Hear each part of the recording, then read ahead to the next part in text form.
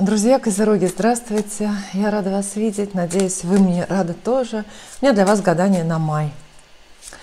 Май сложным может оказаться, я сразу всех предупреждаю, потому что мы попадаем в противоречивый, достаточно спорный астрологический фон. Это ретроградный Меркурий, который с 10 числа снова посетит нас и будет нам мешать начинать новые дела, будет нас возвращать назад, напомнит о старых ошибках, вернет нас в какие-то старые, казалось, забытые, но проблемные ситуации. Это все после 10 мая, под ретро-меркурием. Но до этого ничуть не легче, потому что мы находимся с вами между двумя затмениями. В первой половине мая это солнечное затмение, которое 30 апреля случилось, и лунное. Оно будет 16 мая. И вот это время между затмениями, вот этот промежуток между затмениями, он сложный. Это может быть время потерь, как минимум время раздумий и время, когда нужно очень внимательно относиться даже к самым простым элементарным вещам, потому что происходят разные неожиданности, рушатся, нарушаются планы. То, чего совсем не могло случиться как бы с вами, происходит, а то, что с гарантией должно было быть, откладывается или отменяется. Считается, что во время затмений, между затмениями, Вселенная как бы совершает перезагрузку, переориентируется сама и заодно переориентирует нас. Поэтому, да, первая половина мая – это время, чтобы очень сильно переоценить свою жизнь, свои силы. Это время, чтобы, может быть, даже потеряно, учиться как-то по-философски принимать. Как минимум, время беспокойное. Все я вам рассказала, вступление окончено, теперь карты. Я выбрала сегодня для козерогов карты вот эти вот с ангелами, следование ангелам они называются, или дух ангелов, как хотите. Я хочу, чтобы позаботились о вас ангелы и обустроили вашу профессиональную жизнь благополучно, личную жизнь, если хотите, если вы ищете этого тоже. Первые 3 карты для козерога на работу. Что вас ждет на работе, в профессии? 1, 2, 3. Ну что ж, очень и очень неплохое начало.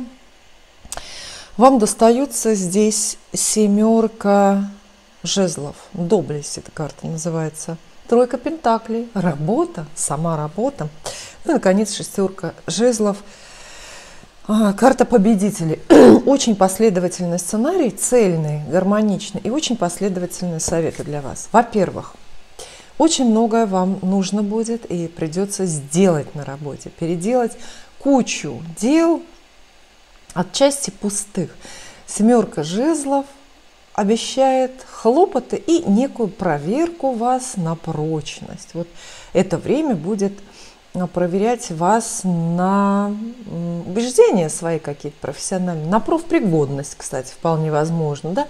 Это нечто похожее на испытательный срок, где соседствует конкуренция, когда, например, несколько человек на испытательном сроке, вы знаете, что по итогам этого срока выберут только одного, и вам нужно очень постараться. 7 жезлов. Самое главное, что советует, не жалейте сил. Это не время, когда надо экономить себя, нервы, время, какие-то свои старания. Нет, надо прям растрачиваться. Даже если что-то, если у вас собственный бизнес, и что-то, какие-то сделки, какие-то контакты, договоры, встречи кажутся вам, заведомо напрасные.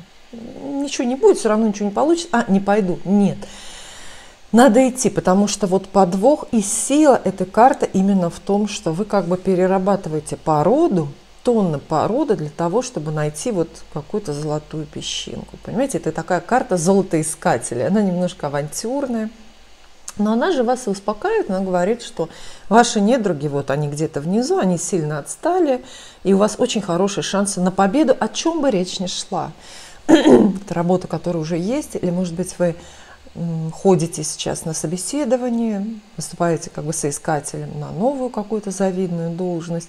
Очень-очень хороший шанс победить. Позже у вас есть карта про победу, поэтому козероги именно победу, какой-то очевидный триумф получат, если вот будут себя прям не беречь. Ну и ничего не бояться, это карта бесстрашных людей. Тройка пентаклей здесь выпадает. Очень к месту и очень в тему. Эта карта так и называется «Работа». Ну и такой вот посыл вам на май. Работайте.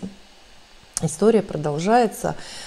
Она приносит новость, она приносит возможности на работе, в профессии, в бизнесе. Она приносит вообще то, что можно, ну вы знаете, пощупать и сделать руками. Это карта очень простых и очень доступных воплощений. Ваша задача, связанная с работой и профессией, какими бы сложными, запутанными сейчас ни казались, разрешаться, вы разрешите их набором очень простых, таких взрослых, рациональных усилий. Тройка пентаклей очень приземленная карта, и она вас приземляет, заземляет. Она говорит, что не нужно искать сложные обходные пути, не нужно раскрывать заговоры, не нужно включаться сильно во что-то эмоционально. Не надо искать врагов и не надо ссориться. Вот просто работайте. Это так просто, вот эти две карты говорят. Вот просто работайте, просто не жалея сил, но и не перенапрягаясь, что тоже важно. Просто работайте, и вот так вот каким-то естественным образом достаточно и необходимый успех в работе придет. Опять же, это и поиски новой работы могут быть, и установление отношений в новом коллективе, и ваш бизнес, и все. Это просто время работы, хлопотная, рутинная часть, потому что вот это вот очень рутинная карта. То есть она вызывает к какому-то терпению. То, что надоело, и то, что противное, тоже надо делать, не только интересные вещи. Вот. Ну и эта троица у нас завершает шестерка жезлов, буквально она так и называется. Победа, триумф, карта победителей. Причем она описывает триумф такой, ну вот не внутри вас, хотя это тоже ценно иногда, быть довольным собой, а триумф заметный, запечатленный на бумаге и запечатленный аплодисментами, например. То есть вас заметили, похвалили, вы получили то, что хотели. Грамоту ли, орден ли, повышение зарплаты или новую должность. Но это будет такая заметная победа, которую не скроешь, не спрячешь. И вам будут аплодировать, вас будут хвалить, вами будут восхищаться. Вот так все просто. В смысле работы у козерогов получается вот такой простой месяц. Если вы деятельны, если вы оптимистичны, если работа вам, ну, в каких-то достаточных пределах все-таки нравится ваш, у вас все получится. Никаких заборов, никаких отказов, ограничений, никаких злодейских происков, ничего здесь нет. Работайте, получите то, что заработали. Да. И следующие вопросы я задам картам. Задам картам следующие вопросы. Они будут про деньги. Как сложится ваша финансовая жизнь? Будете ли вы довольны состоянием собственного кошелька? Или, может быть, карты дадут советы, как избегать кризисов и недостач в бюджете семейном? 3 карты на деньги. Безусловно, козерог. 1, 2 и 3. Тоже все достаточно хорошо. Вам здесь выпадают императрица щедрая, рыцарь мечей, умный, но злой, и 9 кубков, довольство, достаток, роскошь. Обо всем по порядку. Карта императрицы относится к денежным картам, безусловно, в колоде Таро. Ну, потому что понятно, что императрица всегда женщина не бедная, это видно на иллюстрации, да, по ее роскошной позе и по тому, кто или что ее окружает. А карта это описывает для вас счастливое и выгодное разрешение разных денежных дел, удачные покупки, выгодный бизнес, устройство на работу, например, с хорошей какой-то зарплатой.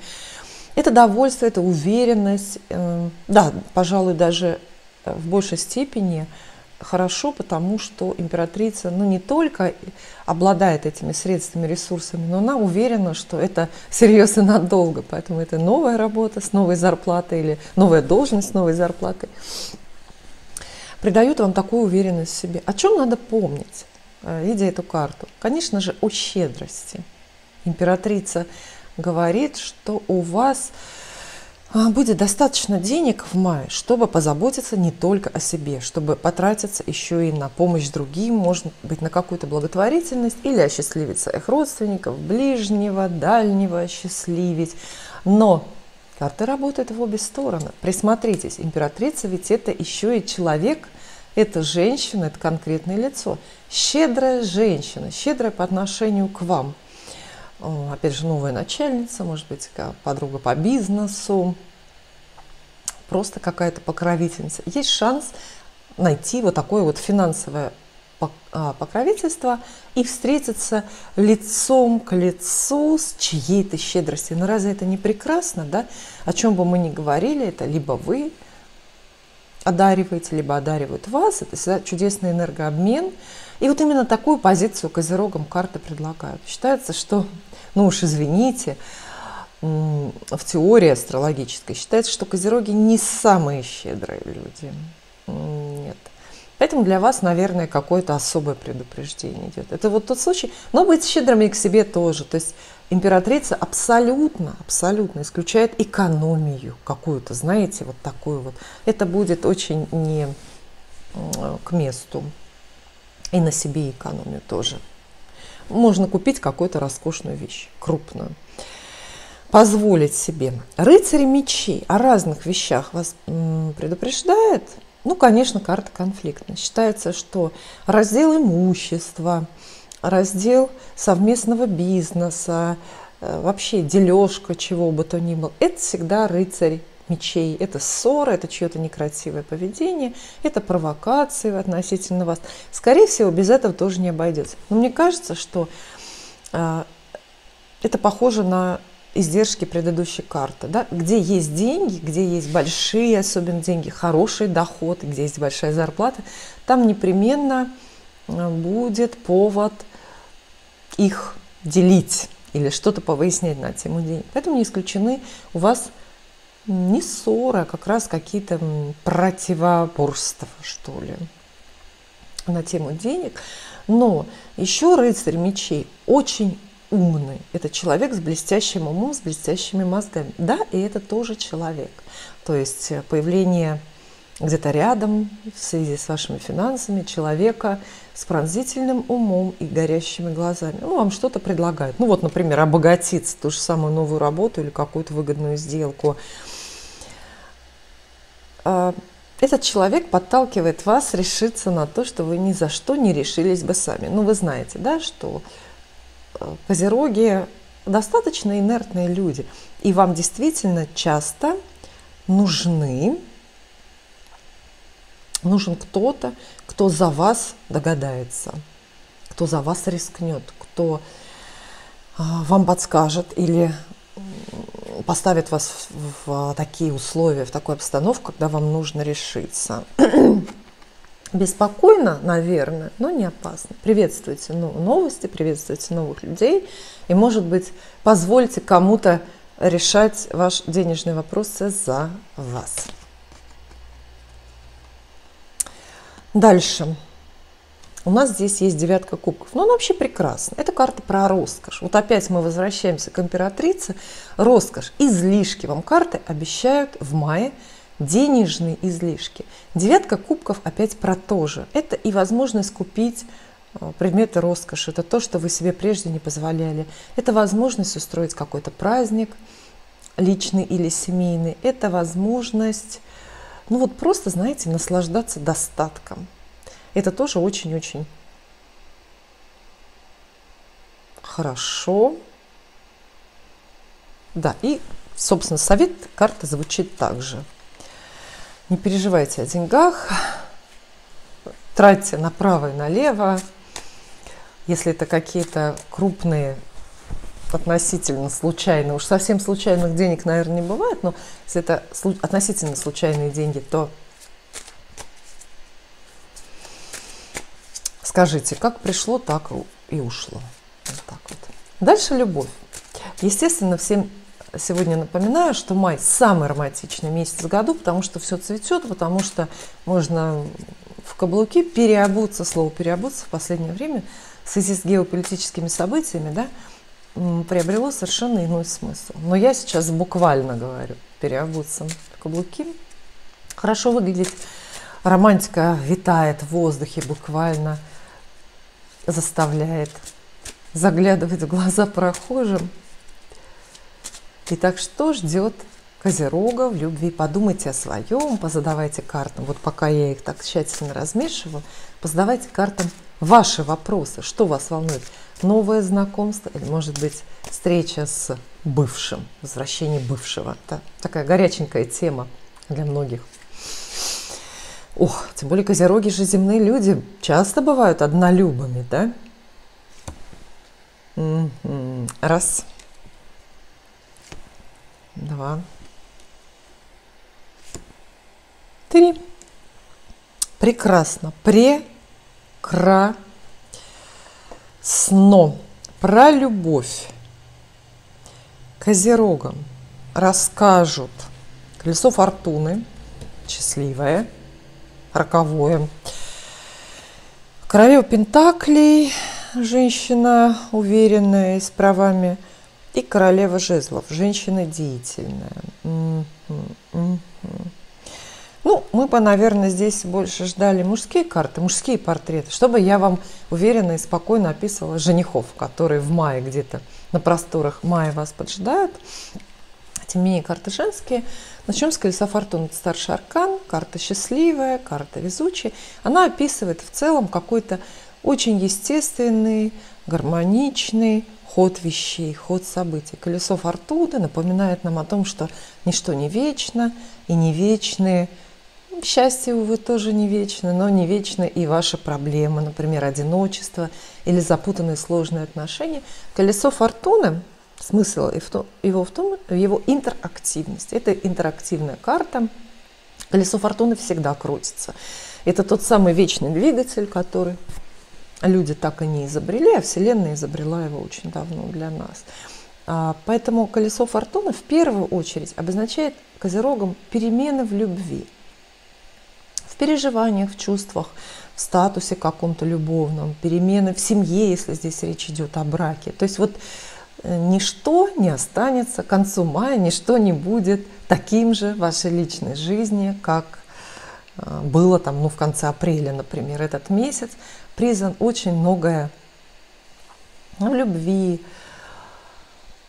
для вас поменять. Но, конечно, карта считается счастливой. То есть вот эти все, что поменяется, как бы это ни выглядело для вас в моменте, все это будет к счастью, все это будет к везению, все это существенно как-то украсит вашу жизнь. Очень часто эта карта обещает одиноким людям новую любовь, новое романтическое знакомство. И здесь все происходит как в сказке. Это колесо фортуны, это, знаете, ну вот момент, когда Золушка оказалась на балу и увидела принца. Это тот момент, когда мастер встретил свою Маргариту. Это тот момент, когда... Ну, дальше продолжайте. То есть знакомства, которые... Многие карты ведь в колоде Таро описывают романтическое знакомство. Но знакомство, которое происходит под колесом фортуны, оно вот какое-то такое, знаете, от неба. Оно мистическое, оно какое-то чудесное, оно обставлено, может быть, необычно как-то. То есть это будет такой эпизод в вашей жизни, который, ну вот хоть в книжку пиши, понимаете? Ведь есть же, бывают знакомства какие-то очень естественные, проходные, а бывают знакомства по книжному или по какому-то киношному варианту. Вот такой вот кинематографический, скорее, вариант для знакомства эта карта вам предлагает. Поэтому ловите удачу, старайтесь каждый день не пропускать эти шансы. Дальше две женские карты. Королева пентаклей. Женский персонаж. Но эта женщина, поскольку я гадаю по большей части женщинам, аудитория канала, я знаю точно статистику, 88% зрителей канала, это зрительница, это женщина. Я даже знаю, в каком возрастном диапазоне. Но я сейчас не скажу, чтобы никого не смущать. Вот. Поэтому это ваш портрет. Королева Пентаклей – это карта жены в колоде Таро. Думайте, как хотите. Если вы уже замужем, эта карта говорит, что усилится или станет какой-то очевидной или более правильной ваша роль жены. Если вы на пороге, то карта обещает вам брак, замужество и вот смену женского статуса. То есть вы были просто невестой, например, просто девушкой чьей-то, а тут становитесь женой. Эта карта советует очень вообще к любви, как бы она ни выглядела сейчас для вас, подходить по-взрослому, рационально, может быть, даже скучно и практично. Карта говорит, что вам придется меньше переживать о любовных сценах и больше заботиться о любимом человеке. На вас сваливается, ну, можно сказать, какое-то такое благородное бремя, такая благородная миссия помогать, понимать, поддерживать, распоряжаться финансами, в конце концов. И здесь есть еще одна женская карта, это, безусловно, королева жезлов. И я думаю, что это тоже ваш портрет. Королева жезлов – это очень, ну, страстная, да, но еще и очень деятельная женщина. То есть здесь мы видим два вектора, две силы действуют одновременно, но в одном направлении, помогая развиваться вашей любви, вашей любовной истории, длящейся или прежней. Одна сила – это вот судьба, которая, вот, например, сталкивает. А вторая сила, ее нельзя игнорировать, и про нее нельзя забывать, это вы сами. Это ваша страсть, это ваше желание, это ваша предприимчивость. Королева жезлов, знаете, девушкам рекомендует и инициативу проявлять в отношениях. Я не рекомендую. Вы знаете, всегда, если смотрите мои программы, особенно вопросы и ответы, я не рекомендую. Я в этом очень сомневаюсь. Но королева жезлов рекомендует. Она говорит, что вот смотрите, например, может быть, что по судьбе вы окажетесь в каком-то месте, то есть судьба вас столкнет вот носик к носику с каким-то очень подходящим молодым человеком, который произведет на вас впечатление, и вот вы почувствуете, ага, это судьба, вот мы оказались там, не знаю, в одном офисе или в одном трамвае, или в одном отеле где-то. Вот. А дальше посмотрите, от вас требуется, ну, какая-то деятельность. Это не усилие ни в коем случае, но живость восприятия и буквально какие-то действия. Да, в конце концов, даже подойти с кем-то познакомиться. Если у вас сейчас вы в разлуке, у вас запущенные какие-то отношения, например, вы не пишете друг другу, не видитесь, то да, обстоятельства поспособствуют воссоединению, но вы тоже сами должны клювом не щелкать, извините. То есть пишите, звоните, будьте активны, но не навязчивы. Я не призываю вас к эмоциональному насилию, хотя женская инициатива, вот, кстати, именно об этом хочу следующую программу «Вопросы и ответы» сделать. А женская инициатива, как правило, выглядит именно как тюрьма, как откровенное такое насилие, откровенная манипуляция. Но этого надо, конечно, избегать, но тем не менее. Карты призывают вас. Это женские карты, они про женский статус во всех случаях. То есть они как будто бы взывают к вашему женскому, ну, к женской силе, что ли, к женской мудрости, может быть, к женской рациональности, к такому вот женскому мышлению. Для зрителей мужчин понятно, что обе эти карты – это портреты двух подруг, каких-то предполагаемых женщин, с которыми вас сведет судьба, если вы, ну, одна из них, вероятно, ваша жена, которая у вас появится или будет хорошо себя вести в мае вдруг, или вам придется к ней за помощью обратиться, а другая, просто другая. Ну, знаете, мужчины, разбирайтесь сами. Вот так. Мы не помогаем.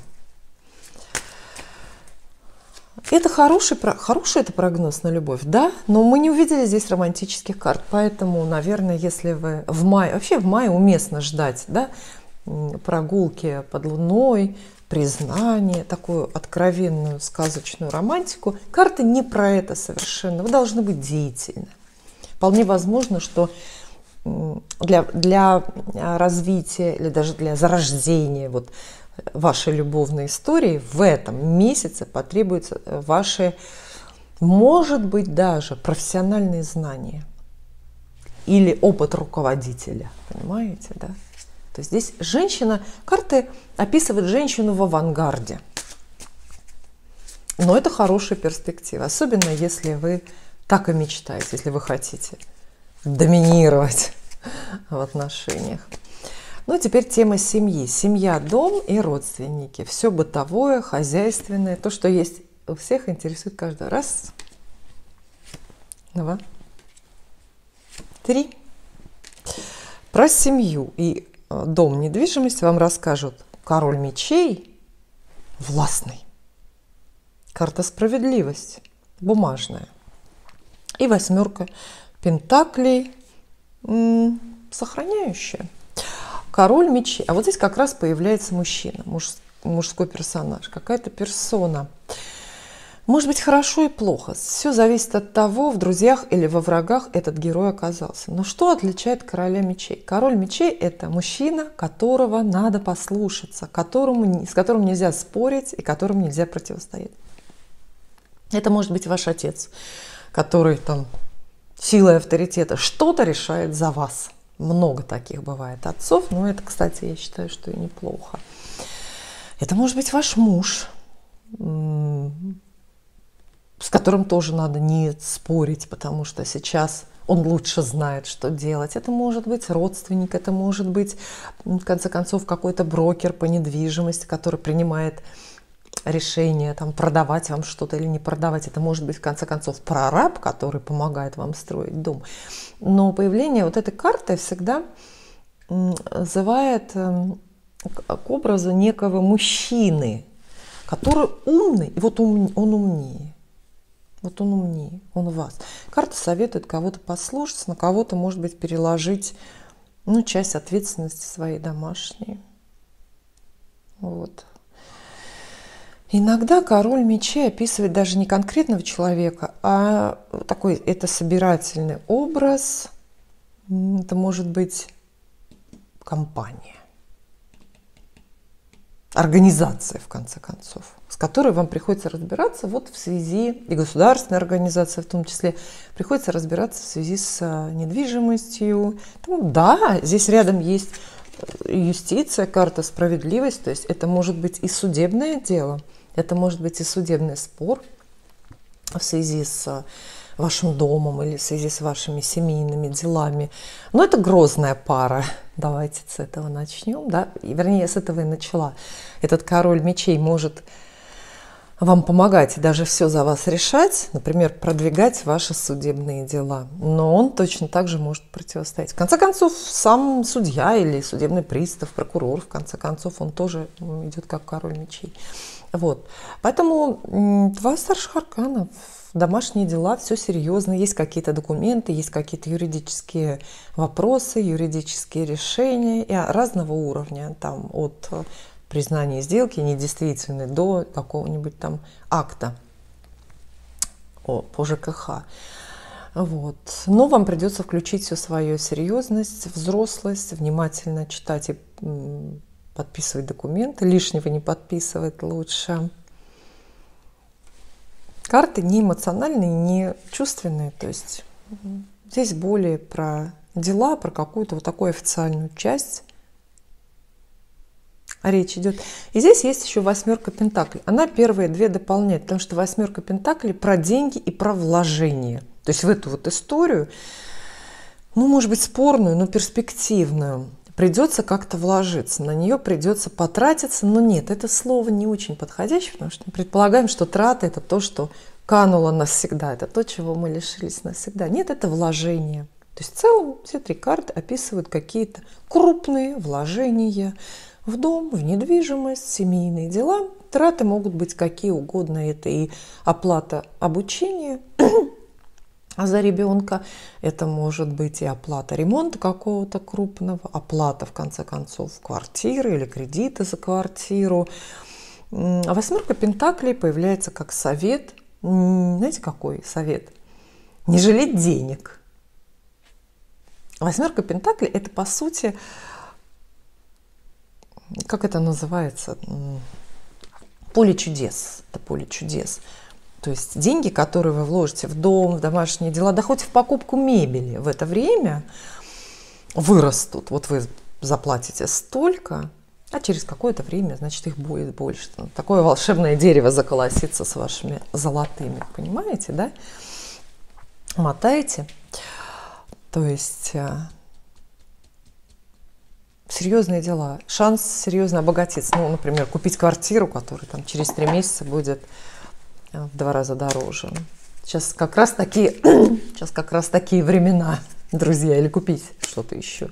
Другое не буду говорить, что. Потому что все знают. И я достану для козерогов еще одну карту из колоды Ленорман. Это совершенно другие карты. У них другая энергетика, другое назначение, другие смыслы.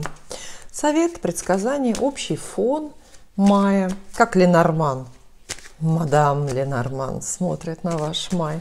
Потому что в целом мы поняли, что судьба очень козерогам благоволит. И на любую тему. Это и деньги, и любовь, это и серьезные домашние дела, карьерный успех. Большего не пожелаешь, по-моему. Но Ленорман еще.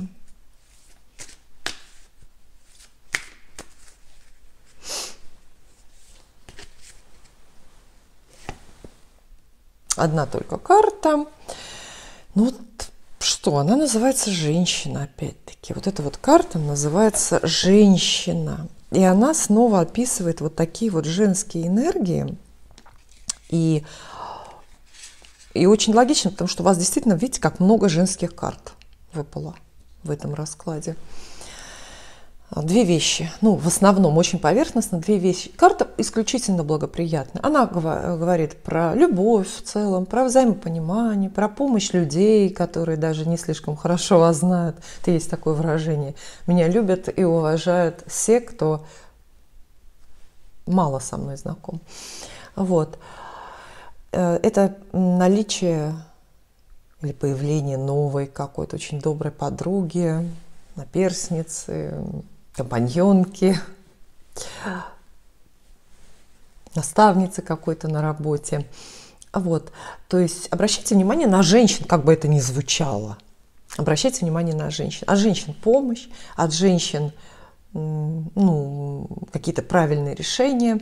Вот. А еще, конечно, эта карта – это и ваш портрет. Вот включите в себе женщину. И неважно, для чего вам это нужно сейчас. То есть это и возможность побеждать какие-то трудности, временные трудности судьбы именно женскими решениями. Понимаете? Карта советует вам по-женски думать, выбирать какие-то очень женские или женственные тактики для решения текущих каких-то вопросов. Ну, в конце концов, посмотрите, какая она красивая и нарядная. Эта же карта советует вам и образ примерить на этот май, вот хотя бы для разнообразия примерить образ какой-то женский или женственный. Те же самые каблуки, летящие юбки, благо погода наконец-то позволяет. Ну, а я, конечно, всем козерогам желаю самого счастливого, самого легкого, запоминающегося по-хорошему мая. Здоровья вам, денег побольше. И увидимся.